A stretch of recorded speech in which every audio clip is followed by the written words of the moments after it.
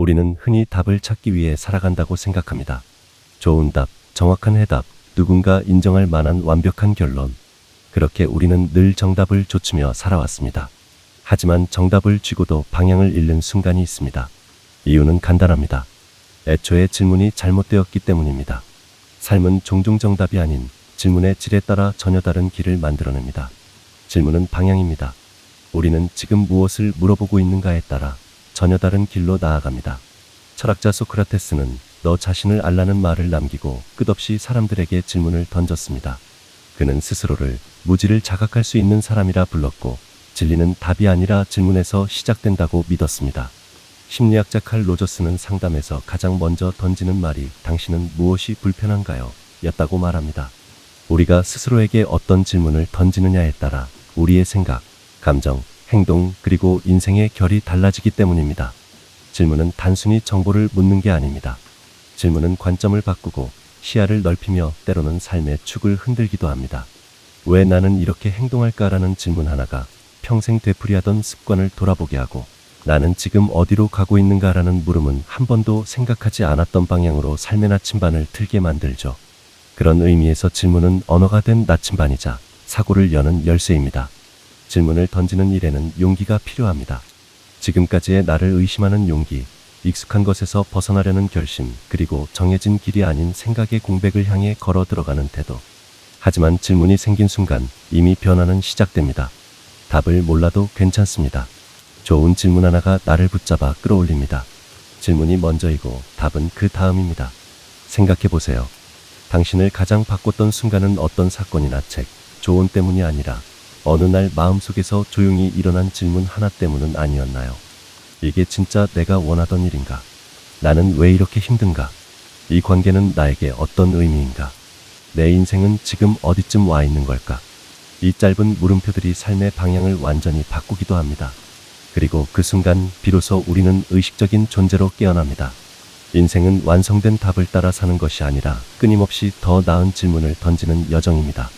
질문은 스스로에 대한 존중이며 삶에 대한 진지한 참여입니다. 그러니 당신이 지금 어디에 있든 어떤 상황에 처해 있든 스스로에게 묻는 질문 하나만 바꿔보세요. 삶도 따라 달라지기 시작할 것입니다. 당신은 지금 어떤 질문을 안고 살아가고 있나요? 성장이란 단순히 지식이나 기술이 늘어나는 것이 아닙니다. 진짜 성장은 시야가 넓어지고 감정이 깊어지고 세상을 바라보는 눈이 달라지는 데서 일어납니다. 그리고 그 시작은 언제나 질문입니다. 아이가 처음 세상을 배우는 방식도 질문이죠. 이건 뭐야? 왜 그런 거야? 그럼 어떻게 되는 건데? 이 반복되는 물음표들은 한 사람의 사고 체계를 점차 넓혀줍니다. 하지만 이상하게도 우리는 나이를 먹을수록 질문을 멈추게 됩니다.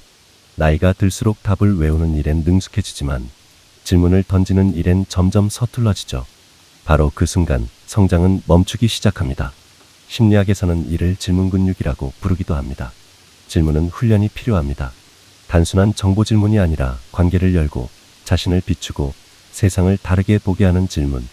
예를 들어, 이 일이 잘 안 되는 이유는 뭘까라는 질문을 나는 어떤 기대를 갖고 이 일을 시작했는가로 바꿔보는 순간 문제의 본질이 달라집니다. 왜 저 사람은 나에게 저렇게 말했지가 아니라 나는 왜 그 말에 그렇게 반응했을까로 바꾸면 타인을 분석하던 시선이 내면을 향하게 되죠. 질문이 바뀌면 해석이 달라지고 해석이 달라지면 행동이 달라지고 행동이 달라지면 결국 삶 전체가 바뀝니다. 질문 하나가 하나의 우주를 바꾸는 셈입니다.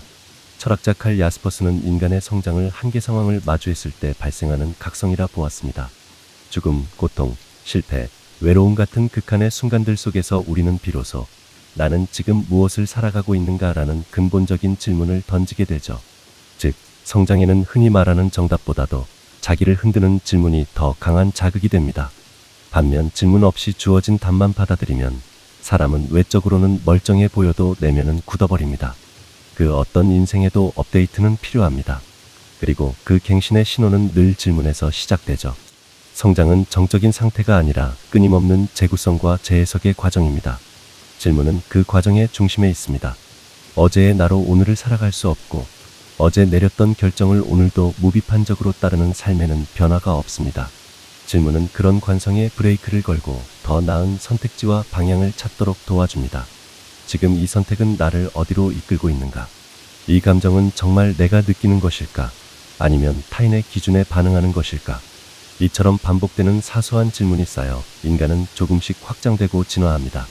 질문은 나를 바깥으로 끌어내는 것이 아니라 더 깊은 나를 발견하게 해주는 통로입니다. 당신은 오늘 어떤 질문을 스스로에게 던지셨나요? 성장은 먼데 있지 않습니다. 그저 묻는 연습, 생각하는 연습, 답을 유보하는 연습만으로도 우리는 어제보다 성숙해질 수 있습니다. 좋은 질문은 시간을 들여 자신을 바라보는 예의이고, 성장은 그 예의의 결과입니다. 우리는 말보다 더 많은 것을 침묵 속에서 주고받으며 살아갑니다. 하지만 그 침묵 속에는 오해, 기대, 두려움, 회피 같은 감정들이 얽혀 있죠. 사람 사이의 갈등은 종종 말하지 않아서 생기는 것이 아니라 묻지 않아서 생깁니다. 왜 그렇게 생각했어? 그때 어떤 마음이었어? 내가 뭘 놓쳤던 걸까라는 간단한 질문 하나만 있었더라면 풀리지 않았을 오해가 얼마나 많았을까요? 질문은 단순히 정보를 얻기 위한 도구가 아닙니다. 관계를 연결하고 이해를 가능하게 하며 상처를 줄이고 공감의 다리를 놓는 힘입니다. 심리상담에서 가장 먼저 배우는 기술은 좋은 질문을 던지는 법입니다. 그 질문은 왜 그랬어요? 같은 날카로운 추궁이 아니라 그때 어떤 감정을 느끼셨어요? 와 같은 공감의 초대입니다. 이처럼 질문은 상대를 비판하지 않으면서도 그 사람의 진짜 이야기를 꺼낼 수 있도록 도와줍니다. 말하자면 질문은 마음의 문을 두드리는 방식입니다. 마주 앉은 두 사람이 서로의 내면에 조심스럽게 손을 내미는 것. 그 시작이 바로 질문이죠. 너 지금 괜찮아?는 단순한 안부가 아니라 나는 너를 신경 쓰고 있어라는 깊은 관심의 표현이기도 합니다. 그래서 어떤 사람은 좋은 말 한마디보다 좋은 질문 하나에 더 감동받습니다. 질문은 당신은 소중한 존재이며 당신의 이야기를 들을 준비가 되어 있다는 메시지를 품고 있습니다.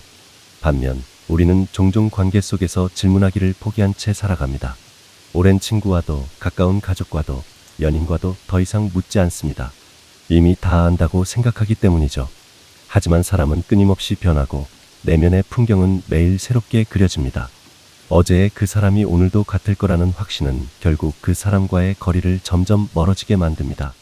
그래서 관계는 기억이 아니라 질문으로 유지되어야 합니다. 묻는 순간 우리는 다시 관심을 갖게 되고 다시 연결됩니다. 특히 깊은 관계일수록 질문이 더 중요해집니다. 요즘 어떤 생각이 들어? 이 선택은 너한테 어떤 의미야? 혹시 내가 놓친 부분이 있었을까라는 질문들은 단순한 대화가 아니라 신뢰를 재건하는 작은 다리들입니다. 사람은 누구나 이해받고 싶어하고 자신의 감정이 존중받기를 바랍니다. 질문은 그 욕구를 충족시키는 가장 인간적인 방식입니다. 철학자 마르틴 부버는 나는 너 관계를 이야기하면서 진정한 만남은 상대를 수단이 아닌 목적으로 대할 때 이루어진다고 말했습니다. 그 관계의 시작도 결국 질문입니다. 너는 누구야? 너는 어떤 존재야? 라는 물음은 상대를 있는 그대로 이해하고자 하는 태도에서 나옵니다. 반대로 질문 없이 단정하는 태도는 상대를 대상화하며 관계를 얕고 위태롭게 만듭니다. 질문은 때로 사소해 보이지만 깊은 연결을 이끕니다. 오늘 하루 어땠어? 라는 질문이 누군가에겐 삶 전체를 끌어올리는 힘이 되기도 합니다.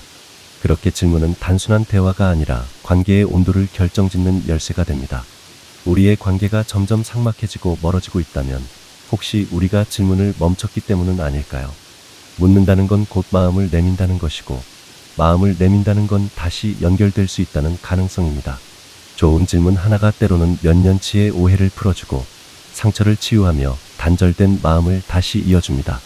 당신은 오늘 소중한 누군가에게 어떤 질문을 던지셨나요? 우리가 겪는 많은 고통은 사건 그 자체보다는 그 사건을 둘러싼 해석과 의미에서 비롯됩니다.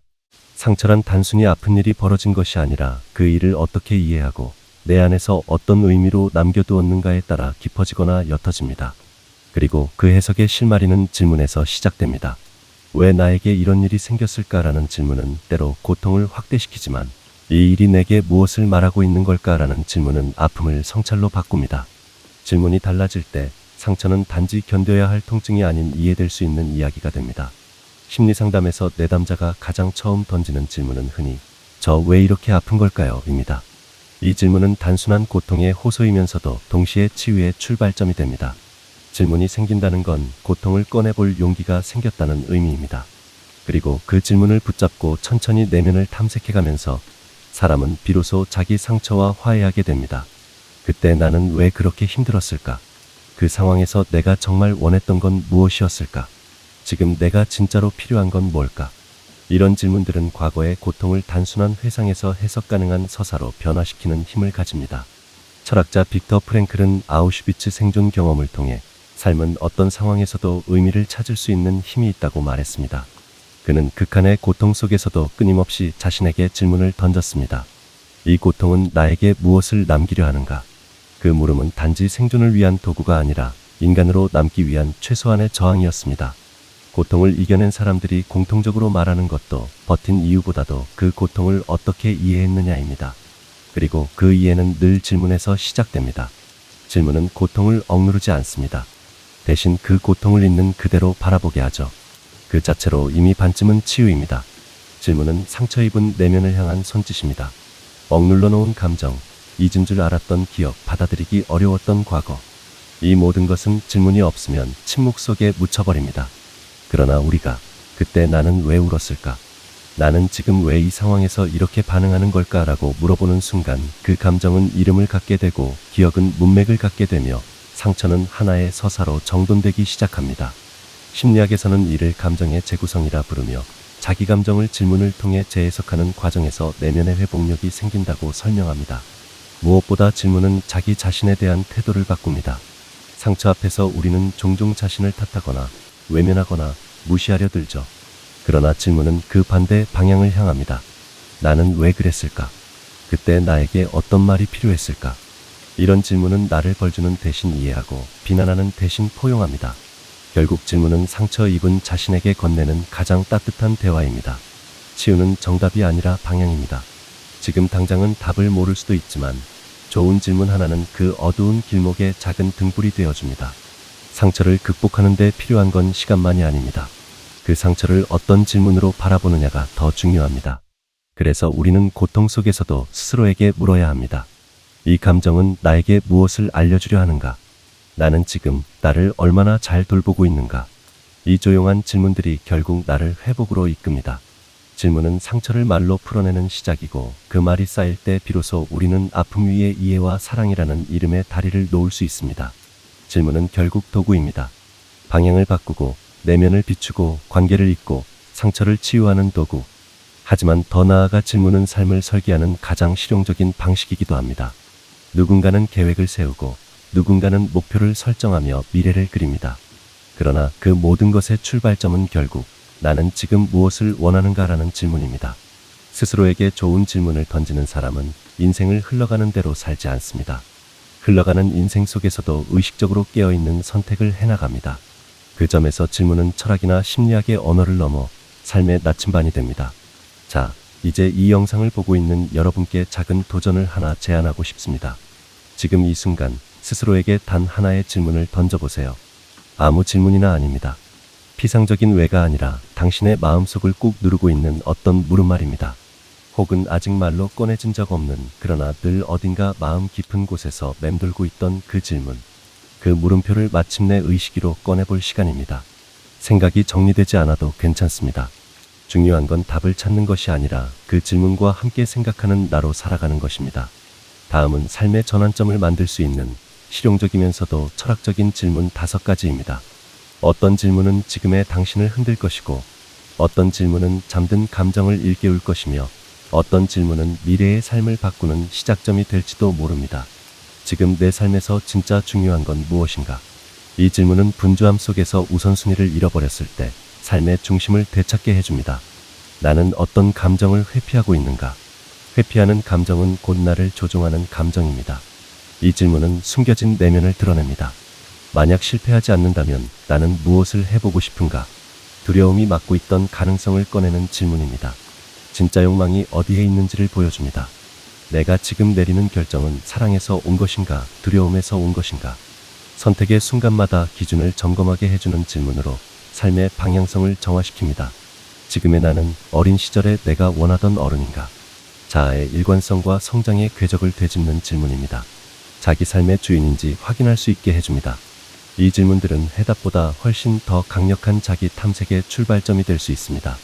물론 단 하루 만에 인생이 완전히 바뀌지는 않겠지만 하나의 질문이 삶의 방향을 조금씩 틀기 시작할 수는 있습니다. 그리고 그 작은 변화는 언젠가 거대한 전환이 됩니다.